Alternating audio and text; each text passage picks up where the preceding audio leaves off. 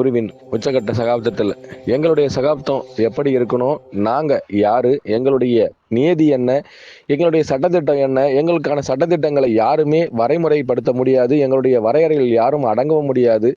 எங்கள் வரையறைக்குள் இதுவரை எதையுமே யாருமே அமைத்து கொடுத்ததில் எங்கள் வரைமுறை அனைத்தையுமே இதுவரை ஒருவர் மட்டுமே கணித்தார். அவர் மட்டுமே எங்கள் குருநாதர் குரு தவசூதனார்னு சொல்லி இன்றைய நாள் எங்கள் எல்லோருக்குமே மகா கும்பாபிஷேகம் நடத்திய நாள்னு தாங்க சொல்லணும். அதாவது எங்களுக்கு எல்லாம் எங்க குருநாதருடைய சீடர்கள் அனைவருக்குமே இன்றைய நாளில் மகா கும்பாபிஷேகம் நடத்திய நாளை தாங்க நாங்கள் அறிவிக்க ஆசைப்படுறோம். ஏன் அப்படி சொல்கிறோன்னா, இன்றைய நாளில் தான் எங்களுடைய கும்பமும் முழுமைப்படுத்தப்பட்டது அப்படின்னு கூட சொல்லிக்கலாம். ஆனால் அதில் யாரெல்லாம் முழுமை பெற ஆசைப்படுகின்றார்களோ அவர்கள் காலவரையற்ற உண்ணாவிரதம் அப்படின்னு சொல்லுவாங்க. அதாவது தனக்குள் இருக்கின்ற விரதம் எது என்பதை குருவின் ஆசனத்திலிருந்து உணரும் கட்சத்தில் அனைவருக்குமே அப்பேற்பட்ட கும்பம் முழுமை பெறட்டும்ன்றத நாங்கள் சொல்ல ஆசைப்படுறோங்க. எங்களுடைய காலகட்டத்தில் நாங்களும் ஏதாச்சும் ஒரு மாபெரும் சந்ததியை உருவாக்கி எங்களுக்கும் அந்த சந்ததியின் அடிப்படை நாதம் எப்படி இருக்கணும், இந்த ஆண்டின் அதிசய பிறவி யார் எடுத்தார்களோ அவர்களுக்கெல்லாம் ஆசானாய் இருந்த எங்கள் குருநாதருக்கு பதஞ்சலி யோக சாஸ்திரத்தின் பஞ்சபூத தத்துவத்தை யோக கலையோடு சேர்த்து மகா சமணர்களோடு 3 ஆகமங்களை முழுமையாக முடிச்சு கொடுத்த முக்திநாதர் என்ற பெயரோடு அவருக்கும் அவருடைய சீடர்களுக்கும் உச்சநிலையை காட்டின எங்களுடைய பூதாகரமான இந்த மகிழ்நிலை மண்டபத்தை தாங்க நாங்கள் காட்ட ஆசைப்படுறோம். எங்களுடைய மகிழ்நிலை மண்டபத்திற்கு மிகவும் பெயர் போனவர்கள் யார் என்று கேட்டால் எல்லோருக்குமே அந்த பதவியை கொடுத்த எங்கள் குருநாதர் அந்த பதவியின் உச்சம் அவர்களுக்கே போய் சேரட்டுன்னு ஆசீர்வாதத்தையும் கொடுத்து அனுபவத்தின் ஆசனத்தையும் முழுமையாக கொடுத்து அழகுபடுத்தின ஸ்தலமாக தான் நாங்கள் எங்களுடைய மகா கும்பம் இருக்கிற இந்த ஆலயத்தை நாங்கள் அறிவிக்கிறோங்க. எங்களுடைய அறிவிப்பின்படி இந்த ஆலயம் எங்கே இருக்கிறது?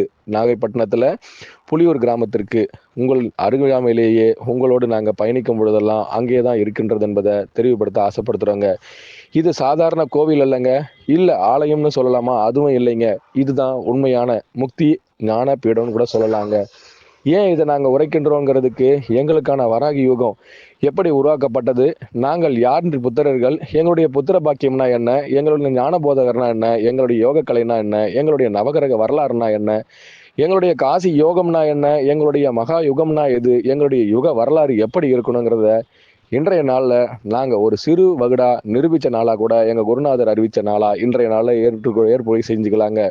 உச்சக்கட்ட வரலாற்றில் இதுவரை எவ்வளவோ ஸ்தலங்கள், எவ்வளவோ வரலாற்று பீடங்களை, வரலாறு காணாத இடங்களை கூட நாங்கள் விளக்கங்கள் கொடுத்துருக்குறோம். எங்களுடைய விளக்கங்களில் எல்லா இடங்களும் வரலாறு என்ற பார்வையில் எல்லோருமே முன்னாட்களில் நடந்த விஷயங்களை தாங்க நாங்கள் கோவிலுடைய வரலாறுகளையும் ஸ்தல வரலாறுகளையும் சொல்கிறோம். நிகழ்காலத்தில், அதாவது இந்த நிகழ்காலத்தில் நிஜத்தை நிரூபித்த சத்தியவான் என்ற வார்த்தைக்குள் அவரையே அவர் நிரூபிக்கப்படாமல் அவர் சீடர்களை நிரூபித்த ஒரே ஒரு ஸ்தலமாக இந்த ஸ்தலத்தை அறிவிக்கலாங்க. 3 யுகங்களா ஒரு சீடனை உருவாக்க போராடின ஒரு குருநாதர் 4வது யுகத்துல சீடனை கண்டுபிடித்து 5வது யுகத்துல அவனுக்கும் அவனுடைய சந்ததிக்கும் உரு கொடுத்த நாளா இன்றைய நாளை அறிவிக்கலாங்க. இதுவரை எல்லோருமே 4 முறை பத்தியங்கள் தான் கண்டுபிடிச்சிருக்காங்க. 5வது முறை பாக்கியத்தை இன்றைய முறையில யாருக்கு உரு கொடுக்கணும்னு நினைச்சாரோ அவர் என் திசை வானா இருந்து எல்லோருக்கும் எண்முறை ஆகமத்தை முழுமையா முடிச்சு கொடுத்துருக்கிறாருங்க.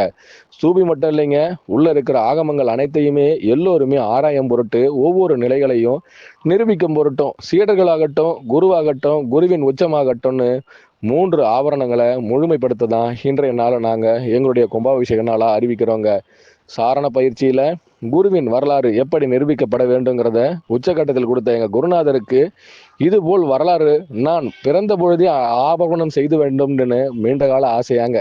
ஆனால் அதற்கான சீடர்களும் அதன் தகுதிக்கேற்ப மாணாக்கர்களின் வலிமையும் நம்பிக்கையும் பெரும்பான்மையான நாட்களுக்காக அவர் செலவழித்து நீண்ட நாட்கள் ஆகியும் இன்றைய நாட்களில் அதனுடைய வழியில் ஒரே ஒரு பலிபீடத்தை உருவாக்கி அந்த பலிபீடத்தில் 9 நவகிரக வரலாற்றையும் படைத்த நாளா இன்ற நாளில் அறிவிக்கலாங்க.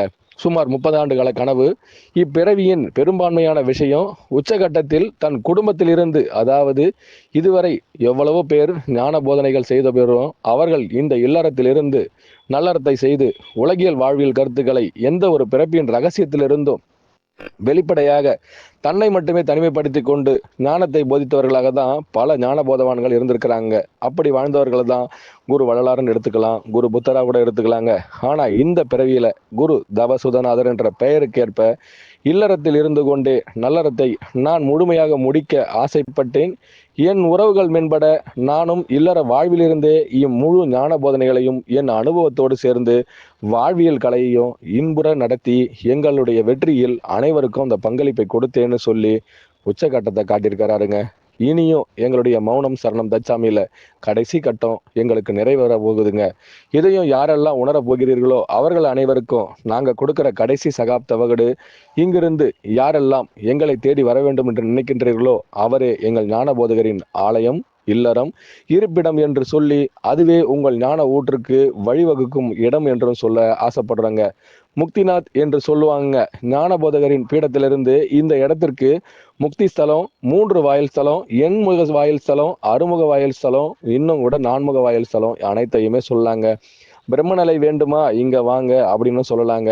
சிவநிலையிலிருந்து உங்கள் சிவத்தை உணர வேண்டுமா அதற்கும் இங்க வாங்கன்னு சொல்லாங்க.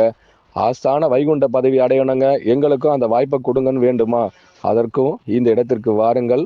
ஆனா உங்க வாழ்க்கையில் முழு பகுதிப்பையும் நீங்க முழு உணர்வில் இருந்து இதை உணர்ந்தால் மட்டும்தான் இதனுடைய அடுத்த கட்டம் உங்களுக்கு புலப்படும். எங்கள் ஊடகத்தில் இதுவே எங்கள் குருநாதரின் இன்றைய நாளில் மகா கும்பாபிஷேக நாளாக இருந்தால் அதை அனைவருக்கும் நாங்கள் எங்களுடைய கும்பமேளாவிலிருந்து இந்த பங்குனி உத்தர நாளில் மிகவும் ஆசன பயிற்சியோடு சேர்த்து உச்சகட்ட கும்பம் எங்களுள் வெளிப்பட்டதை எங்கள் குருநாதர் இந்த கும்பமேளா நிகழ்ச்சியாக நடத்தி அருபந்தங்களையும் அகழ்வாராய்ச்சி செய்து உயரிய நோக்கத்தில் உச்சகட்டத்தில் காட்டிய குருநாதருக்கு என்றும் நன்றி சொல்ல முடிக்கிறேங்க. அனைவருக்கும் குருவே சரணம், குருவடி சரணம், திருவடி போற்றிங்க.